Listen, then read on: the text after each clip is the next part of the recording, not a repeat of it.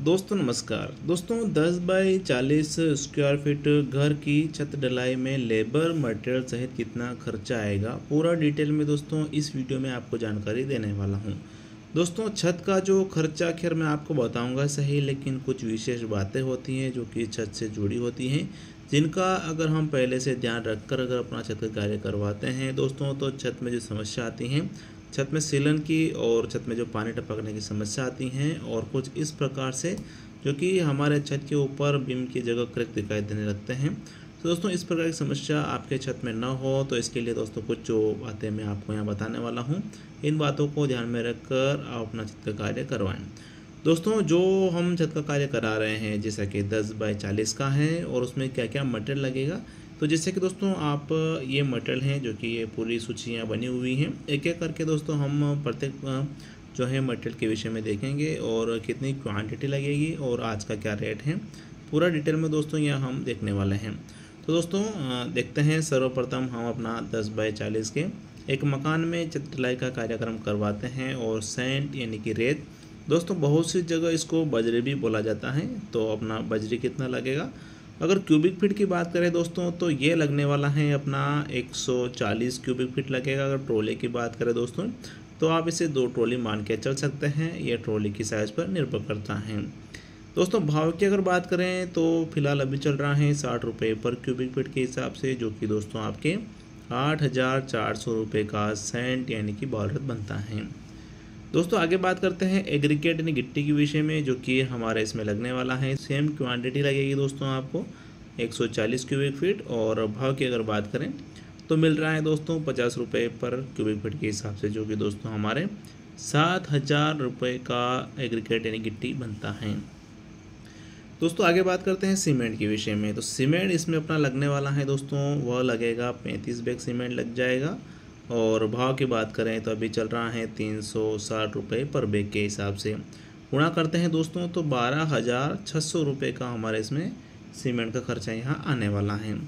दूसरा दोस्तों, ये जो मैं आपको क्वांटिटी बता रहा हूँ, सैंड यानी कि बालरेत की, एग्रीगेट यानी गिट्टी की, सीमेंट की, छत का थिकनेस यानी जो छत की मोटाई होती है दोस्तों 5 इंच के हिसाब से मैं आपको बता रहा हूँ।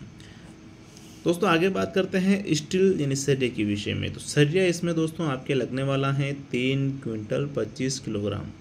भाव की बात करें तो अभी चल रहा है 65 रुपये पर किलो के हिसाब से। गुणा अगर हम करते हैं दोस्तों तो इसका खर्चा आपके 21,125 रुपये का यहाँ आने वाला है।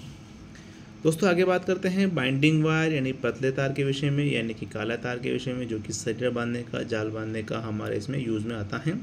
दोस्तों ये लगेगा आपके इसमें 4 किलोग्राम और आता है 100 रुपये पर किलो के हिसाब से, जो कि 400 रुपये का दोस्तों आपके खर्चा यहाँ आने वाला है।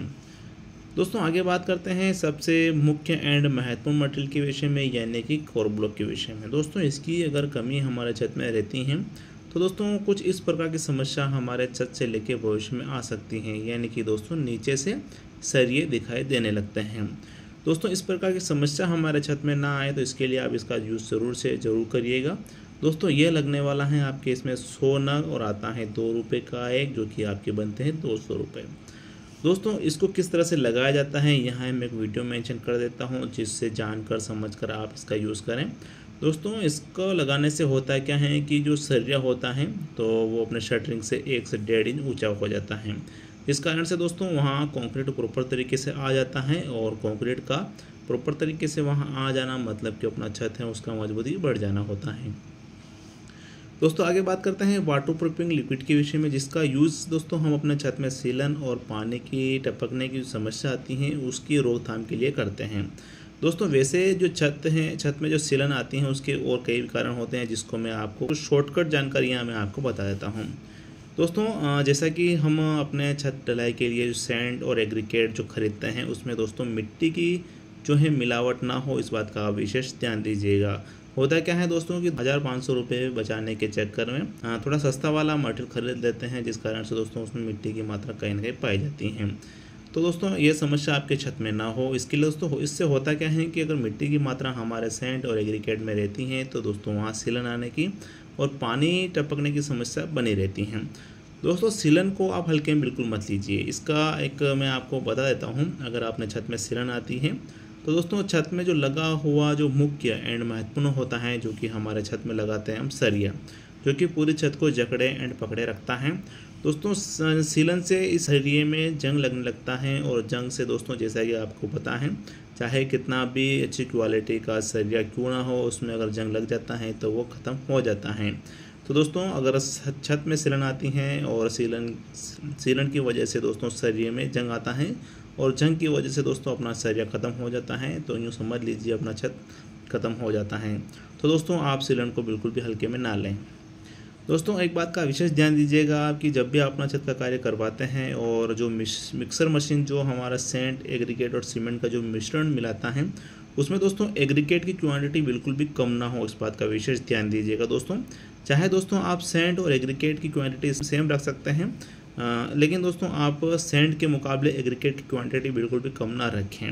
वैसे दोस्तों नियम में तो आता है सेंट के मुकाबले एग्रीगेट की क्वांटिटी ज़्यादा रहनी चाहिए छत ढलाई के लिए, जिससे कि दोस्तों अपना जो छत है उसमें कंक्रीट की वजह से दोस्तों मजबूती अपने बढ़ती हैं।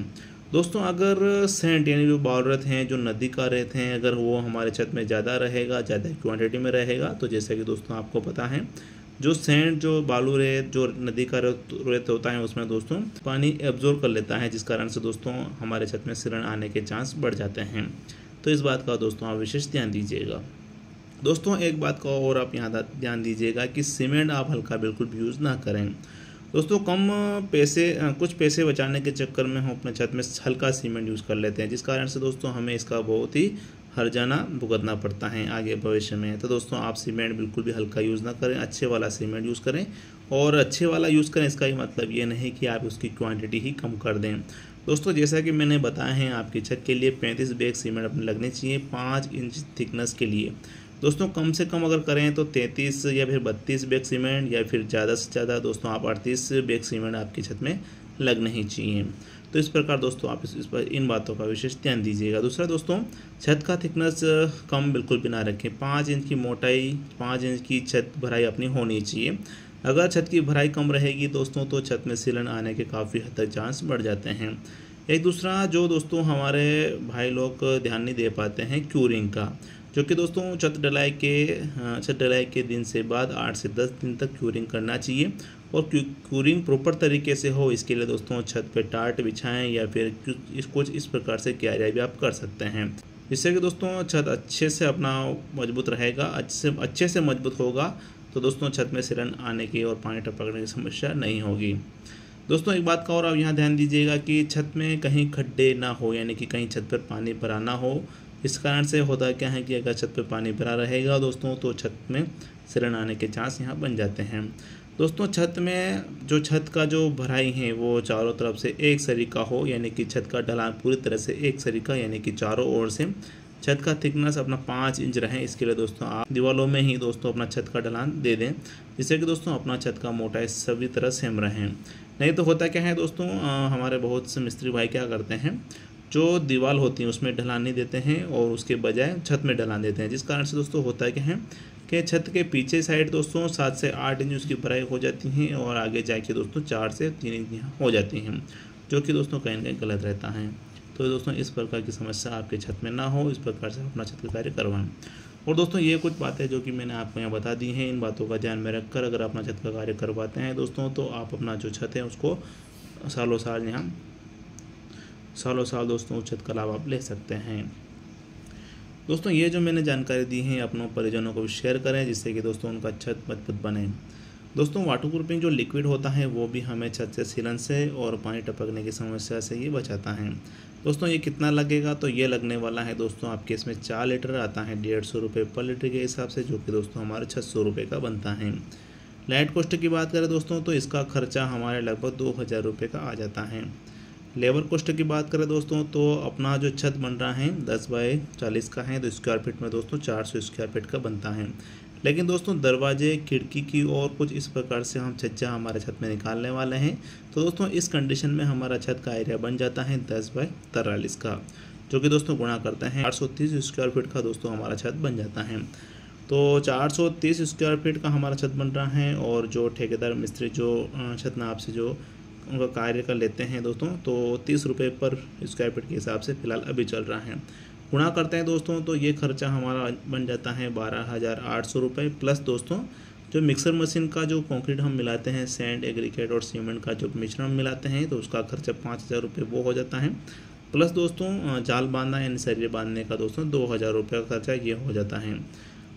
तीनों को मिला के दोस्तों हमारा खर्चा इसमें आने वाला है 19,900 रुपये का दोस्तों। इसमें हमारे लेबर मिस्त्री का खर्चा यहाँ आने वाला है दोस्तों। इस प्रकार से हमने देख लिया है कि टोटल हमारे 10 बाई 40 के घर में छत ढलाई में कुल कितना मटेरियल लग रहा है और कितनी क्या रेट चल रहा है और कितने रुपए का वो बन रहा है, और कुछ विशेष बातें भी दोस्तों यहाँ मैंने आपको बता दी हैं दोस्तों। सभी खर्चा अगर हम जोड़ते हैं तो टोटल खर्चा आपके इसमें आने वाला है दोस्तों 72,225 रुपये का दोस्तों आपके इसमें खर्चा आने वाला है छत ढलाई का जो खर्चा मैंने बताया है कम या फिर ज़्यादा लग सकता है, वो वेरी करता है कि आपके एरिया में पर मटेरियल क्या रेट चल रहा है।